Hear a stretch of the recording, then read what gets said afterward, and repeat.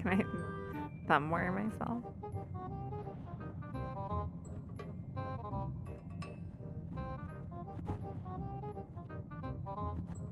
Patty cake, good patty cake.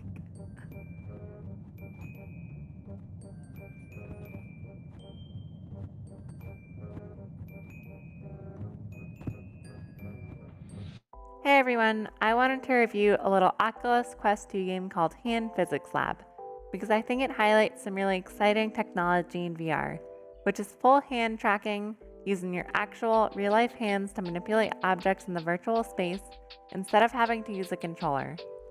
I'll be reviewing this in 10 minutes or less, and it'll be split up into 3 sections of graphics, sound, and gameplay from the perspective of a veteran VR user. And then I'll be giving my final score at the end. There'll also be timestamps in the description of this video if you want to skip to any section.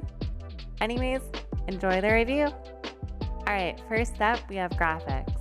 Now because this is more of like a proof of concept type of experience, the graphics are pretty minimal.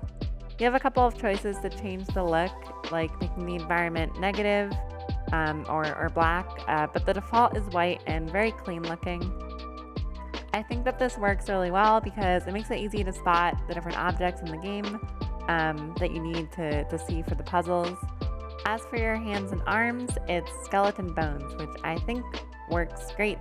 It's very immersive after you calibrate it in the beginning, and I didn't have any negative feedback to say about the graphics. Overall, I think it works well. It makes the objects easy to see, and it's the performance was also great. There was no performance issues on the Quest at all from this.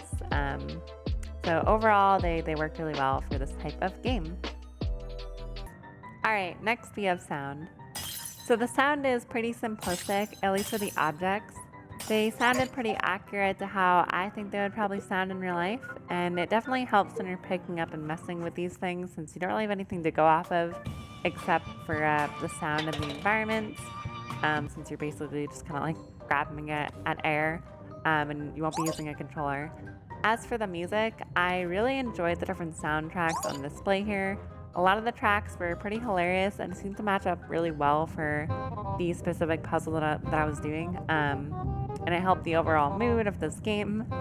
Overall, no complaints about the sounds. The music in particular was a highlight while I was playing this. Okay, finally, the gameplay. This is the meat and bones of this review. So the hand tracking capability of the Quest 2 is really one thing that no other headset on the market has the ability to do right now. Obviously there's things like the leap motion, but the Quest is much more accurate, and this is one of the first experiences to even take full advantage of that. Manipulating objects and doing puzzles with your real hands and not a controller is something I think that you should experience if you have a Quest. It was an amazing experience, and it really opened my eyes up to the possibilities of future VR content where you're not limited by a controller and you can just make any kind of hand thing that you can think of with your real hands. Even over like something like the index where it can track your fingers, it wasn't a comparison to this where you can kind of manipulate your hands in any which way you want, which was a very cool thing to experience. So basically the game revolves around completing puzzles using your hands. You also have some powers like telekinesis. A lot of the puzzles are pretty simplistic. They have things like typing out hello world, or like picking up different cubes, putting cubes into bowls, sorting stuff. You can they have like a marble puzzle. But it does become a little bit mesmerizing when you're actually touching these objects with your real hands and not a controller. Now, despite no haptic feedback since you're using your hands, I did still kind of get a sense that something was in my hand, even though I was basically just grabbing at air the whole time. It was kind of a bizarre phenomenon, but it was really cool to experience. So overall, I found most of the puzzles were really fun. Some of the negatives, though, was the telekinesis puzzles.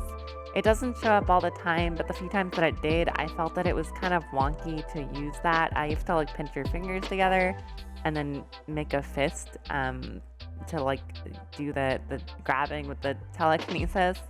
I don't think that it worked that well, and to me it felt kind of buggy.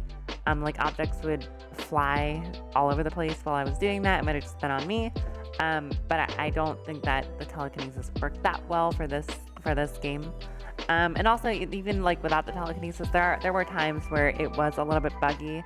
Your hands have to be directly in front of the headset for it to track it. So if you move your hands outside of that area, then it can lose tracking and it can get a little bit wonky with the physics.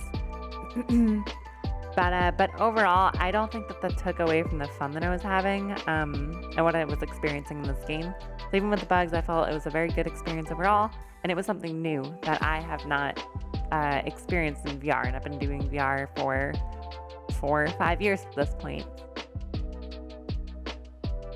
Alright, what is my final score for Hand Physics Lab? So if you've watched my channel for a while, you know that I'm not normally a Quest person. I have a Vive Pro and Index controller, so that is my primary headset. But I think that Hand Physics Lab really highlights the strength of the Oculus Quest 2 and its capability. The game is more of a proof of concept rather than a, quote, real game, but this is the best game out there in my opinion when it comes to full hand tracking in VR using your real-life hands. I'm giving Hand Physics Lab a 9 out of 10. It was something brand new that took me by surprise, even after I've been using VR constantly now for the past 5 years. And like I said at the beginning of this review, if you own a Quest 2, I think you owe it to yourself just to try this out, because it was something kind of crazy, being able to touch virtual objects without any kind of barrier of a controller in your hands. It's $10 in the Oculus store, and I would definitely recommend it. I hope you enjoyed this review. All the footage was taken from my live stream at twitch.tv/GingasVR. I do VR live streaming every day, so feel free to come by and check it out if you want. Alright, that's it. Have a great day.